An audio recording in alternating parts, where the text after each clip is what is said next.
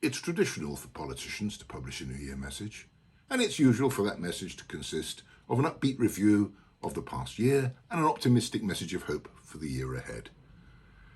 So, looking back over the past 12 months, there have indeed been some achievements worth remembering. I'm particularly pleased to have managed to get 36 trees planted along Sutherland Way to improve the environment, and to have gained approval to add 146 additional parking spaces in the Cattle Market car park. We've also improved safety outside St Gilbert's School, gained approval for a new Pelican crossing on West Street, improved the frequency of the Town Hopper local bus service, agreed more residents parking dual bays across the town, and provided free parking slots in the run-up to Christmas. Waste recycling rates are up, and the upgrade of our CCTV system to full digital HD cameras is nearing completion.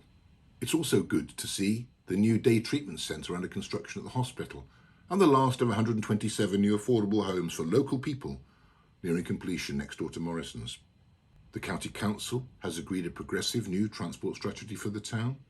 Cross Country Trains has confirmed that train service usage is up at least 17% on last year, and LCC has finally committed itself to devising a sensible 20-mile-per-hour zones policy in the new year. The past year has seen our Arts Centre increase its ticket sales by 12%, our leisure pool has seen a 16% increase in users, and our Friday and Saturday markets stayed consistently fully booked throughout the year. And then in December, we learnt that St Mary Street has been recognised as the best street for independent shops in the UK. Looking forward to next year, we will see the new EV charging points finally being installed in the town centre, further assessments for possible new pedestrian crossings, SKDC will be installing public Wi-Fi in the town centre, and the return of a fully hourly rail service is planned from May. New play equipment will be installed at the Empingham Road Play Park. There will be an electronic real-time arrivals and departures board installed at the bus station. And funding is in place for further bus improvements across the county, and I hope Stamford will get its share of this. But there are challenges ahead too. The government's new housing targets will mean that it will be very difficult to prevent the green space alongside the A1, south of Empingham Road, being allocated for housing in SKDC's revised local plan. And we must fight hard to ensure that the few remaining large greenfield areas within the town's boundaries are given full protection.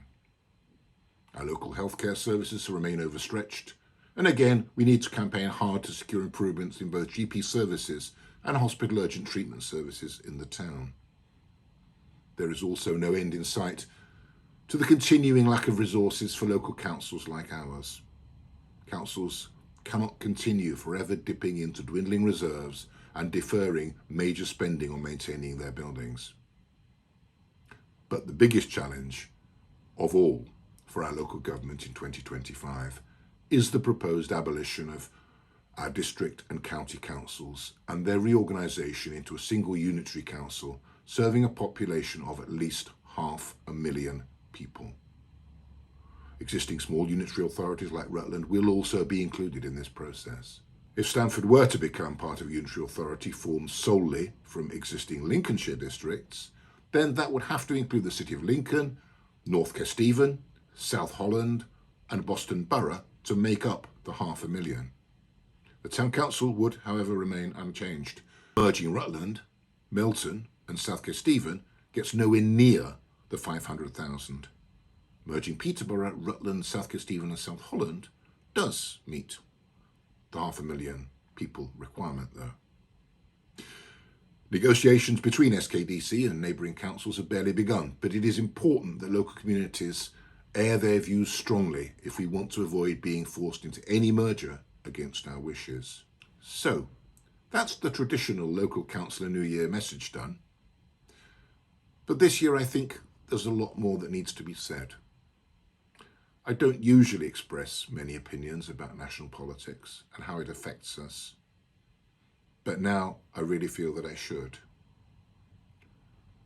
In May 2023, in the first SKDC full council meeting after the election, I stated that I'd never seen public services as overstretched as they are now at any point previously in my lifetime.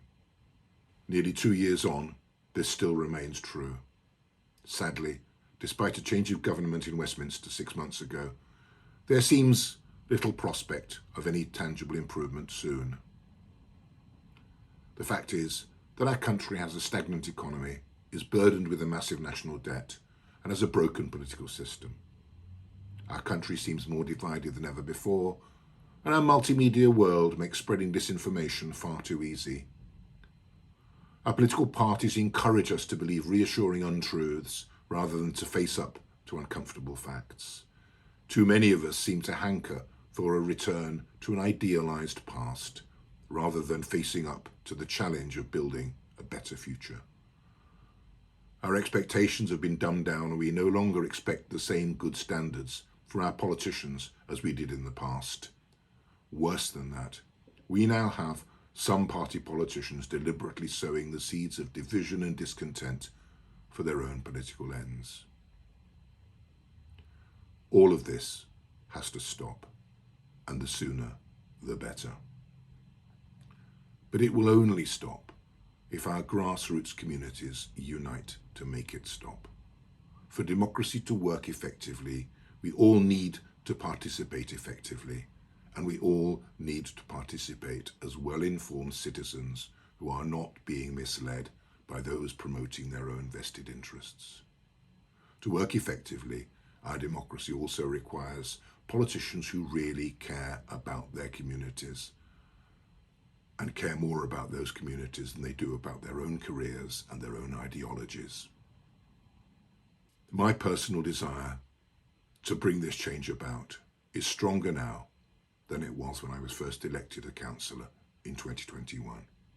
And so I will be standing again for election in May 2025 to remain the Lincolnshire County Councillor for Stamford West. Thank you for watching and listening to this.